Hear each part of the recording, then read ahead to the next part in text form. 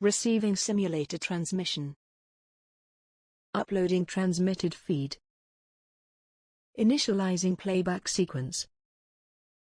Alright Seipher, we're ready. Hey everyone, Seipher here, and welcome back to Seipher Plays Kingdom Hearts. In the last episode, we grabbed one last reward in the 100-acre wood before flying back to Agrabah to use our high jump ability to grab a few treasures that were previously out of our reach. We then dashed off to the Olympus Coliseum to participate in their latest tournament, the Pegasus Cup. The enemies were much stronger than in the Phil Cup, and even the likes of Leon and Yuffie were waiting to take us on. Thankfully, our travels have toughened us up, to the point where we made short work of them and earned the coveted tournament prize, Strike Raid.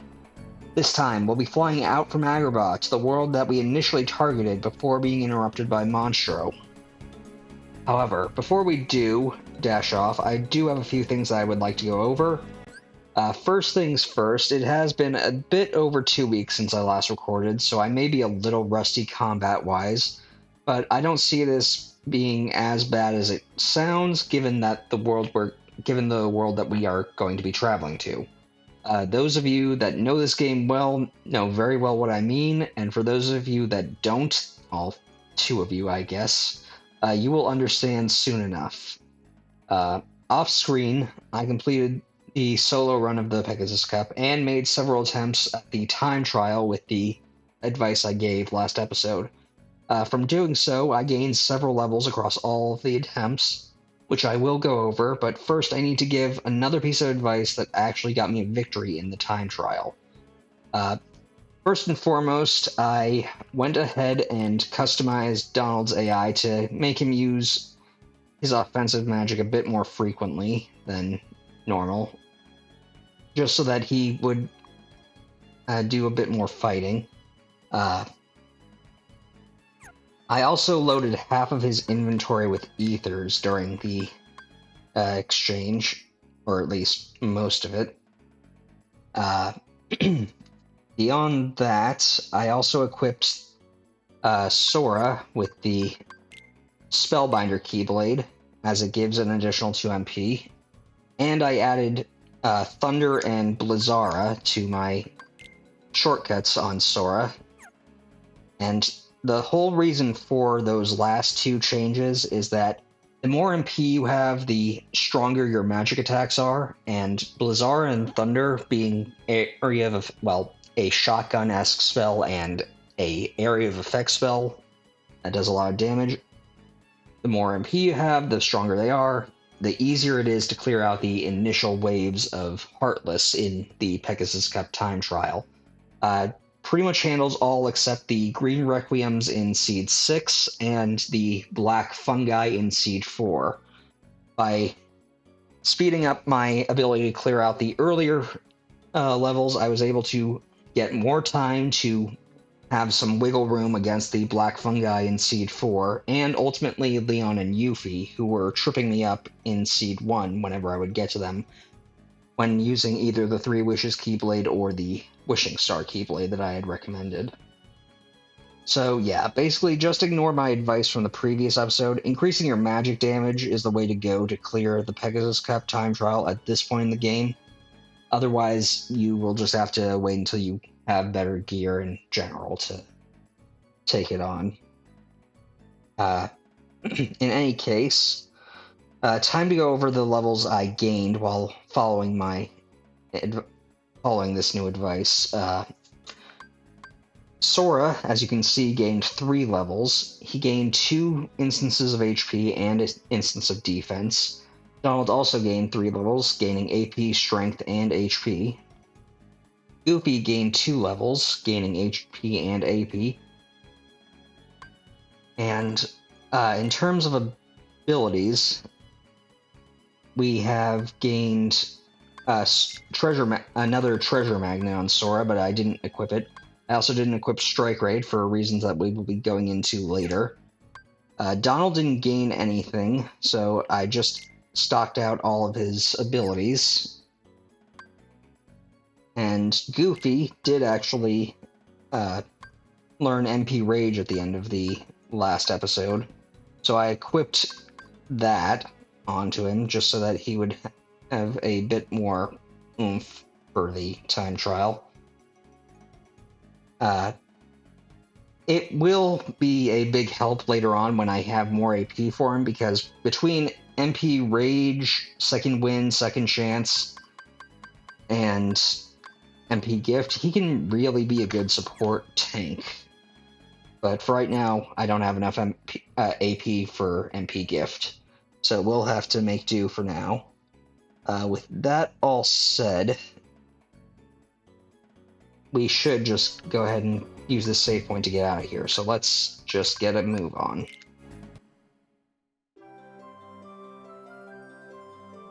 Now, I know Now, I know I had said that in the previous episode, in one of the previous episodes, that warping to Monstro will always fail. That is actually false. It is a coin flip, and I'm going to see if I can get us there. If not, if the thing that happens in the original version of Kingdom Hearts 2 on the PS2 happens here by warping to him. Otherwise, I will cut this out, and we will just move on to our normal drive.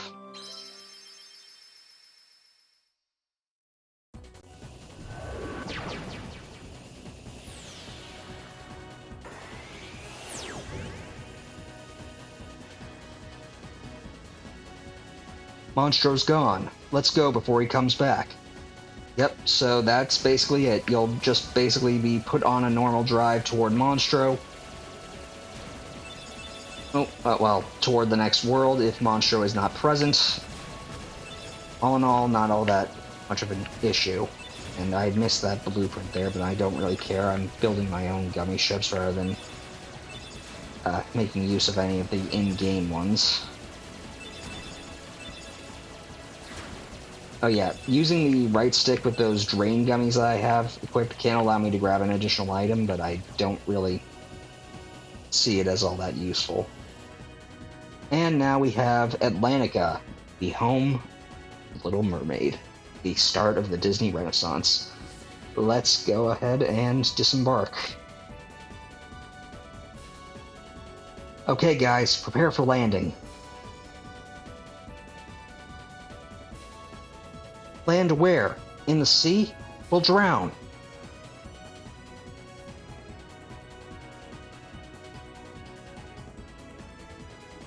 Not with my magic. We won't. Just leave it to me.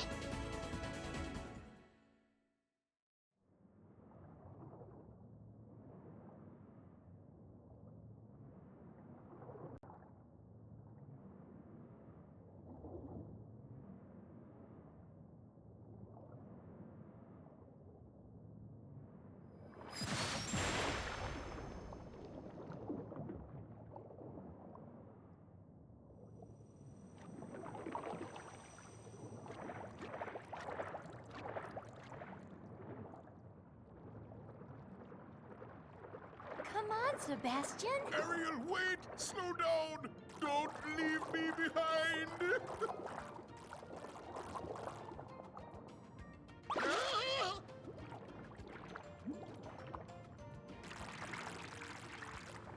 No, relax, Sebastian. They don't look like one of them. Right, Flounder? I don't know. There's something weird about them. What do you mean? They do seem a little different. Where are you from? We're from kind of far away. And we're not really used to these waters, No, I see. In that case, Sebastian can show you how we swim around here. Ariel! King Triton will not like this! Oh, don't worry. Easy for you to say. Okay, it's time to learn how to swim properly. Use the left analog stick to swim around. Press circle to rise and square to dive. Release them to stop rising or diving. Practice swimming with Flounder. Try to tag him.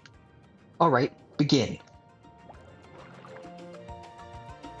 So, yeah, we have Atlantica, the world that is in contention with Monstro for the worst world in the game purely because of how being underwater affects the core gameplay. As the command said, circle will cause us to ascend, square will cause us to descend, and because of this, it is basically like flying the entire time.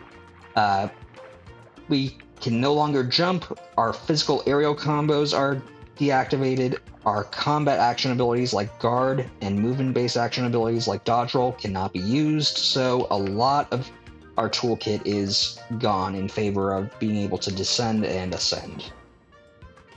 Additionally, combat abilities like Sonic Blade, Strike Raid, Charge, and Tornado can't be used due to Sora and Goofy's change of form, and summons are locked out for similar reasons, so a lot of our toolkit is gone.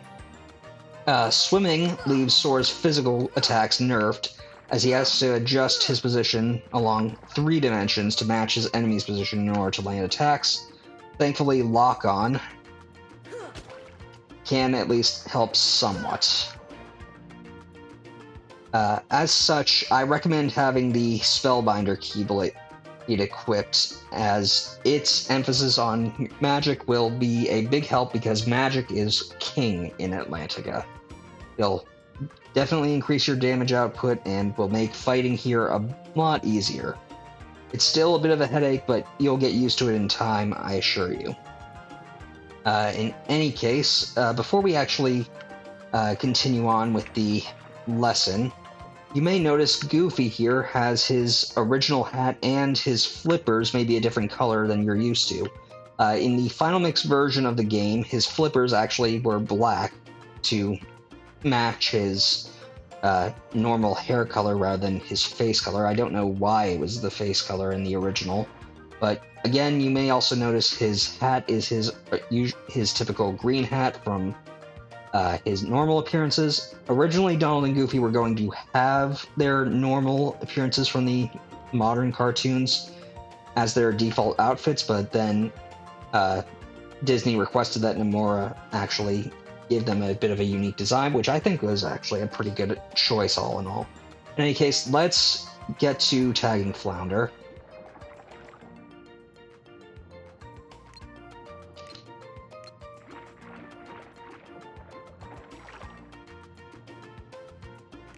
Yeah, locking on actually is pretty helpful in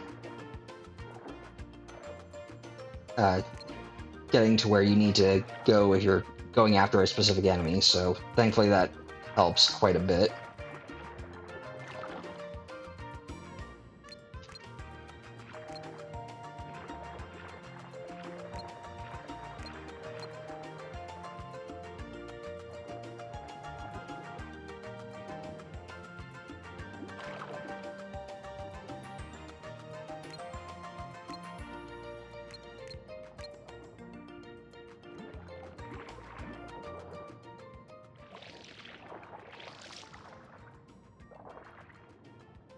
Good job.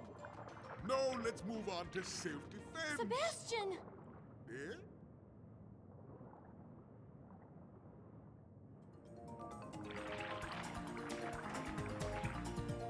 Class is over. Good luck.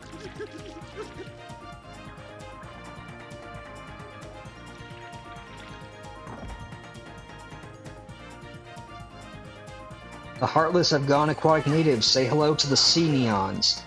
These guys mainly charge at you and flail with their bodies. Despite their appearance, Fyra can do some serious damage to them. As such, I would highly recommend it.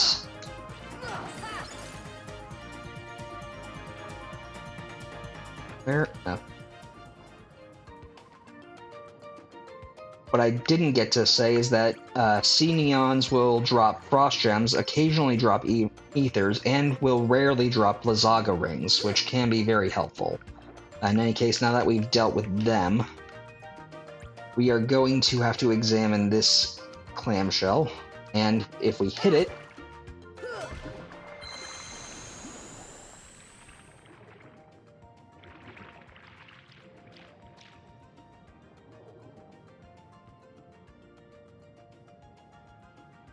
those creatures chased us here.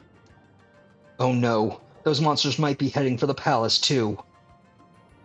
We'd better head back right away. But what if we run into more on our way back? I'm sorry, but we need your help. please come to the palace with us. The trident markers on the walls point the way here. We won't get lost as long as we follow them. Okay, let's get going. And immediately we are brought into the party selection screen, where we have Ariel as a new party member option. I would definitely recommend putting her into the party in place of Goofy, as there are no trinities that we can activate in this world. At least none that we haven't learned how to do yet. This is mainly due to the fact that we aren't in our normal forms, so Trinity Ladder, Trinity Jump, and Trinity Charge are not available to us. So we'll just have to... And honestly, I recommend Ariel because she is a magic-based fighter, like Donald, so seeing as magic is king in Atlantica, definitely put her in over Goofy. It is going to be a little sad not to have the Trinity together for the majority of the world, but he will... I think he deserves at least a little bit of a break. We have a save point here in this tranquil grotto that we can make use of if we want. Now then, with that said, let's head through the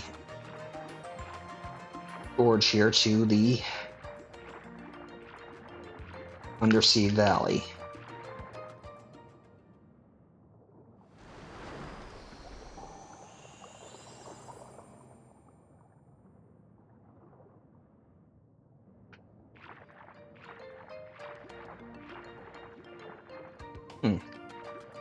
Okay, I would have thought that we'd run into some... Oh, there they are.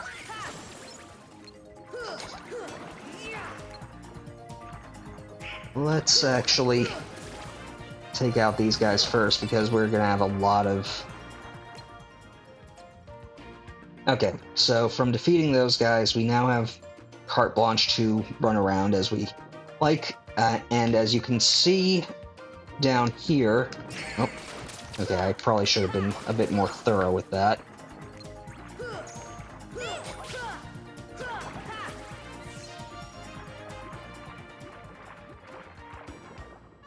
Okay, so as you can see here, we have a clamshell.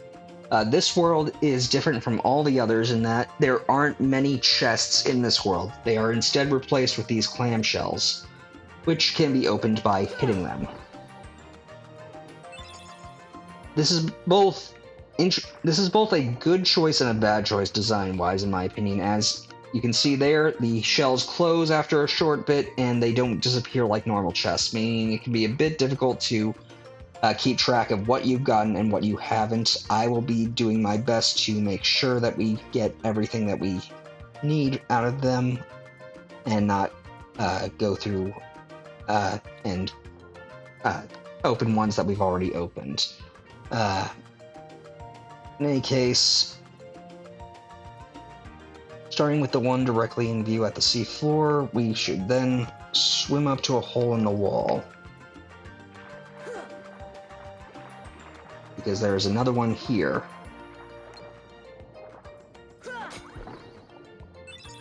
Getting us a mithril, that'll be rather helpful. Now then,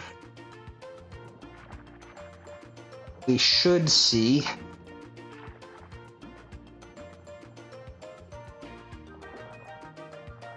a red clam on this rock and more enemies. Probably should have just gone around and cleared them out, but I didn't want to get too distracted.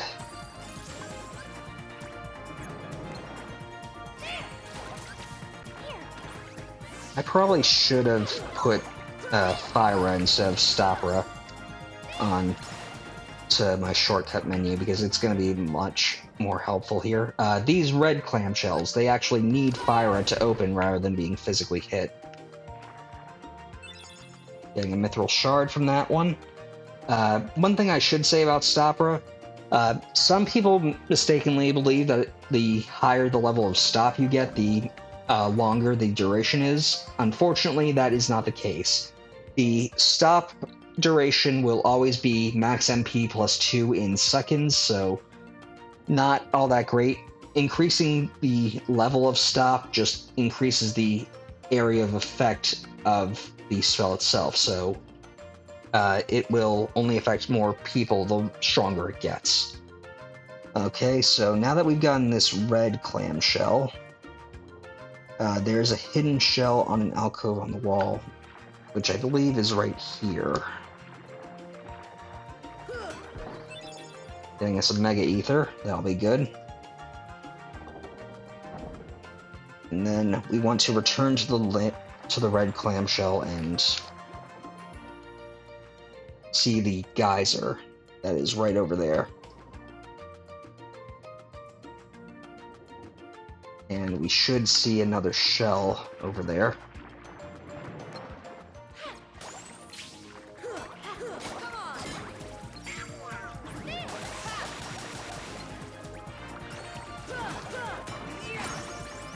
And we got some more AP, that'll be good. At least it would be if most of our abilities weren't kind of pointless here. I mean, the main thing that I don't like about this world is that I can't use guard just because its button is being used for descending. I feel like just tapping guard should have been able to cause you to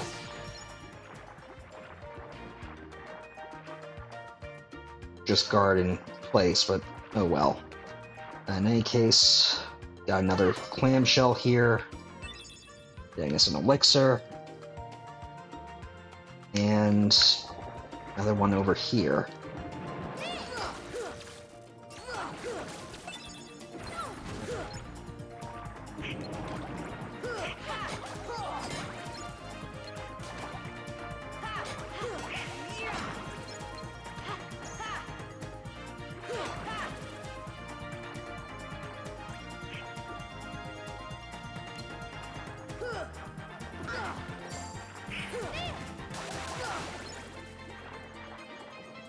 Thank you, Ariel.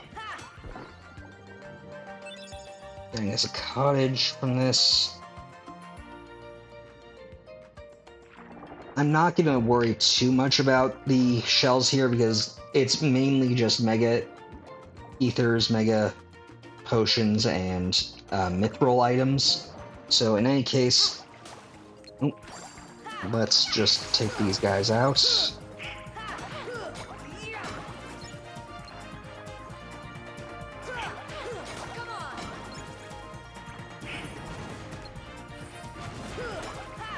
Come on. Okay, I definitely need to add fire to my customized menu rather than stop. After taking care of all of that, let's go into this area, the calm depths. Kind of an odd name considering there's a strong current. And we want to be very careful here because we want to go right where those tridents are, and this current is very strong. So keep right. And we'll run into some search ghosts.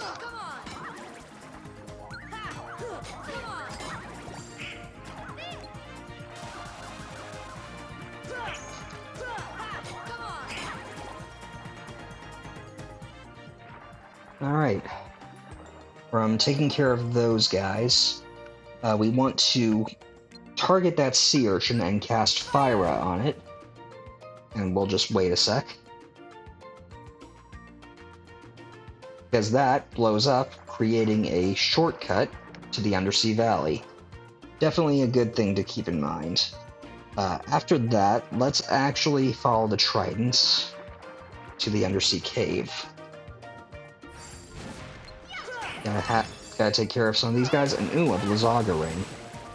Not entirely helpful for this world. Granted, a lot of enemies here do use Blizzard Element. Well, actually, I don't recall if these guys use Blizzard Element, but you would think. But hey, it'll probably be a better thing than what we've got. So let's, now that we're here, we're going to enter the hole near the bottom of this place for a clamshell.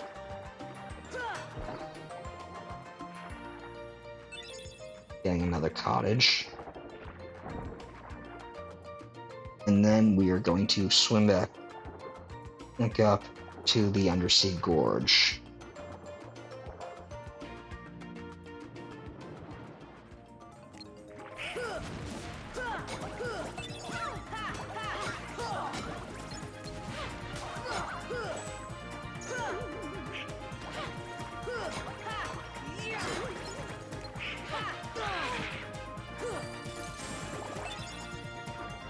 Okay. So, we want to take a sharp left as we enter this area to find a dark blue clam.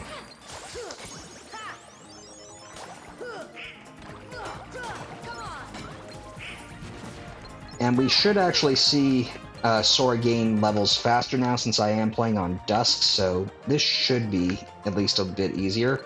We find this dark blue clam, and if we cast Blizzard on it, it'll open. Getting us another Mithril Shard. Kind of pointless at this point, but whatever. If we turn around and stay at the bottom, we'll find another clamshell that we just have to hit. Of course, we have to deal with these guys first.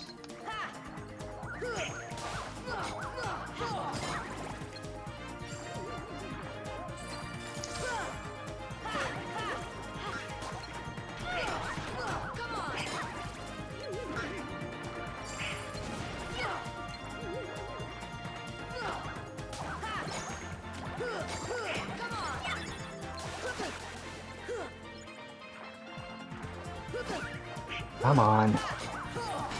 Really need to add fire. I know I could do that right now, but I'd rather save changing around things in the menu for off-screen.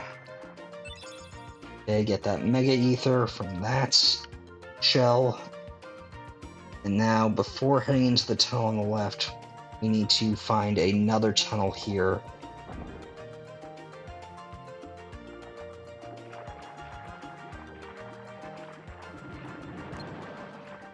Well, I'll just have to look around because I'm a little bit confused about this place. There is a reason that because of how confusing this place can be to navigate, especially with how everything kind of looks the same as you're swimming around, and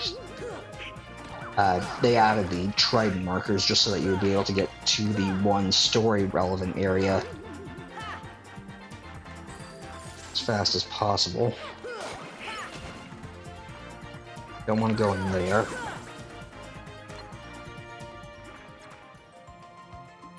Then where? Oh, where is that?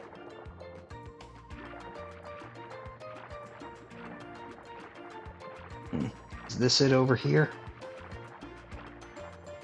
Yep. The Undersea Garden. There is a clamshell here. With one more item, a Mega Potion. And now we can head back to the Undersea Gorge.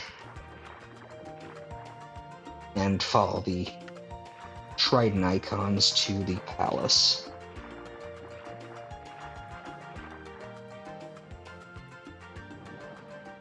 The soldiers have decided to pull a Jacques Cousteau. Say hello to screwdivers. These guys are pretty much function similar to the air soldiers and soldiers.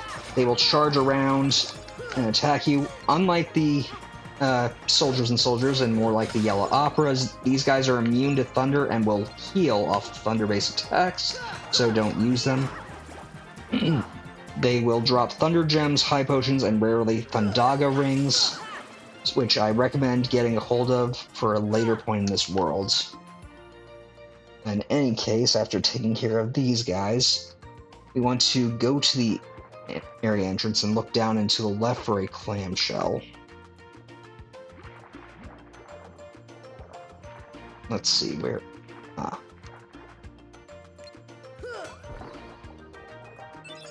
Getting a cottage. And then there is another clamshell immediately right from the entrance.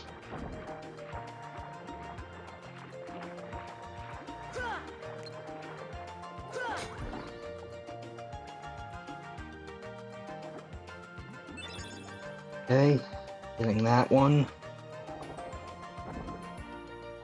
After getting that, we want to turn around and look for a yellow clam in the distance, which will open by casting Thunder. Pretty straightforward.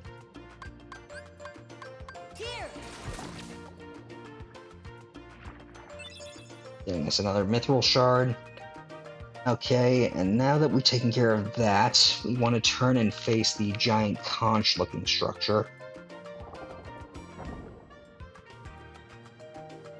and then swim to it to the right until you pass over a walkway that leads to it.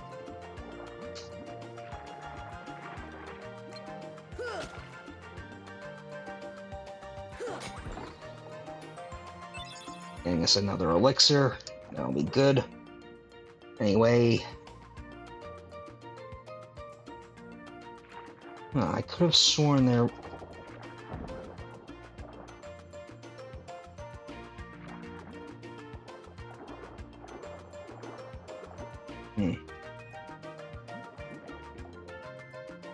Is that... Pass over a walkway that leads through it. Okay, so that was the last thing. So we can just go to Triton's Throne now. I would say that, but I want to fight these guys at least a little bit. Actually, you know what? Scene works better if we just ignore them.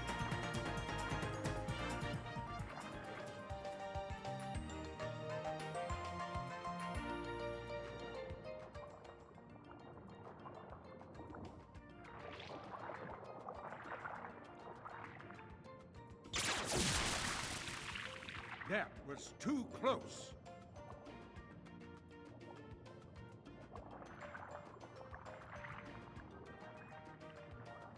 As long as I have my trident, I will not tolerate those creatures inside this palace. Daddy? Oh, Ariel, when will you listen? It's dangerous out there. Strange creatures lurk outside. Behold, you swim before the ruler of the seas, His Majesty King Triton. And who are they? They helped us fight off those creatures. They don't look familiar. We're from an ocean very far away. Yup, we came to find the keyhole. The what? What's that? Well, it's a... There's no such thing, certainly not here. But Daddy... Ariel, not another word. You are not to leave the palace. Is that clear?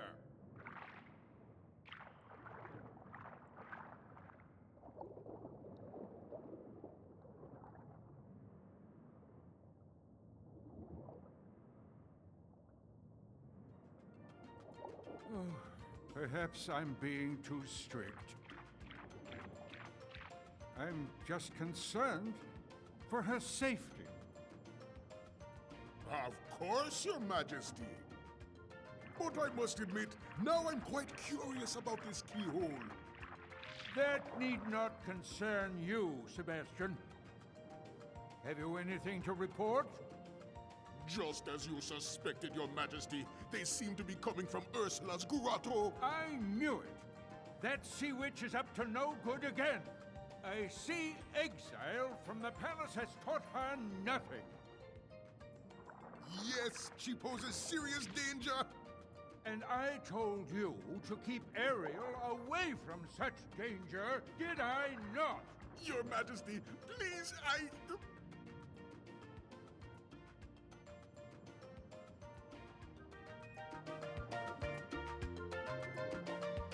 So we have been booted out of the palace, but I want to go back to Triton's Throne. Certainly evocative of the actual movie. If we go down here, you can hit this to get a save point, which I definitely recommend you make use of. And then before we do anything else, I want to actually talk to both these guys. You came all this way, swimming like that. Yeah, I don't think he's buying our story one bit. And what do you have to say, Sebastian? Ariel is Princess of Atlantica, but she's always swimming off from the palace and doing as she pleases. That girl ought to behave more like a princess. Well, I guess that explains why Ariel is a party member here and not a Princess of Hearts, or one of the 7 princesses that that the Disney villain Cabal is after, though I suppose it's not necessarily too late to rule that out. King Triton is the ruler of Atlantica. Wielding his mighty trident, he keeps peace throughout the seas. That Ariel makes him worry so much. The willful child doesn't even realize it. She's right here, Sebastian. Once, a fortune teller named Ursula lived in the palace. Oh, she was talented, but treacherous too. She was good at coaxing others into doing evil. In time, her wicked deeds enraged the king, and he banished her. Kind of a lot to take in, or rather for you to say to people you barely know, but whatever. In any case, with that, I think we've earned a good rest.